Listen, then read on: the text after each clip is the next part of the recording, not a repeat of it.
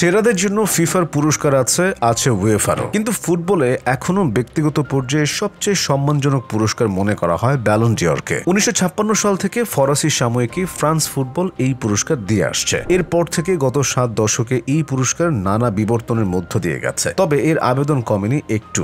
এখনকার ফুটবলে এত পুরস্কারের ভিড়েও তাই ব্যালন ডিওর ফুটবলারদের কাছে সবচেয়ে বেশি কাঙ্ক্ষিত। দুই ফরাসি ক্রীড়া সাংবাদিক গ্যাব্রিয়েল আনো আর জ্যাক ফেরার মাথায় প্রথমে বছরের সেরা ফুটবলারকে এরকম একটা পুরস্কার দেওয়ার ভাবনা আসে। দুজনে ছিলেন লেকিপের সাংবাদিক। শুধু ব্যালন ডিওরই নয়, এখন যেটা চ্যাম্পিয়ন্স লিগ, যেটা টুর্নামেন্টের শুরুটা হয়েছিল ইউরোপিয়ান কাপ নামে, সেটাও এই দুই সাংবাদিকের ভাবনা প্রসূত।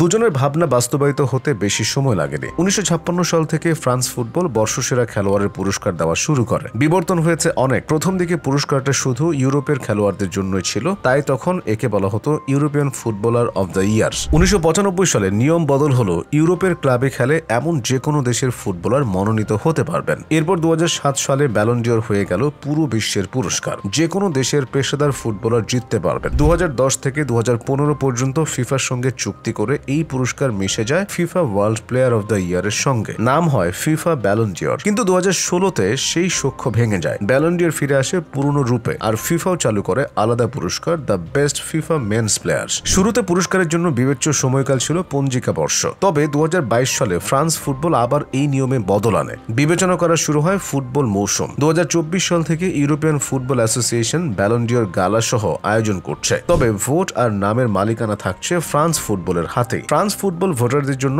3টি মূল মানদণ্ড ঠিক করে দিয়েছে: ব্যক্তিগত পারফরম্যান্স এবং ম্যাচের প্রভাব, দলগত অর্জন ও সাফল্য, এবং মাঠে ও মাঠের বাইরে খেলোয়াড় সুলভ আচরণ। শুরুতে শুধু ফুটবল সাংবাদিকদের ভোটেই ঠিক হতো ব্যালন ডিওর জয়। 2007 সালে জাতীয় দলের কোচ আর অধিনায়কেরাও ভোট দেওয়ার অধিকার পেলেন। তবে 2016 সালে আবার শুধু সাংবাদিকদের ভোটের নিয়মে ফিরে গেল ফ্রান্স ফুটবল। 2022 সালে আবার এই নিয়মে বদল আসে। শুধু ফিফা র্যাঙ্কিং এ শীর্ষ 100-তে থাকা দেশের একজন করে সাংবাদিক পান ভোটাধিকার। প্রথমে ফ্রান্স ফুটবল আর ফরাসি পত্রিকা লেকিপের সাংবাদিকেরা মিলে তৈরি করেন 30 জনের সংক্ষিপ্ত তালিকা। এরপর শুরু হয় ভোট।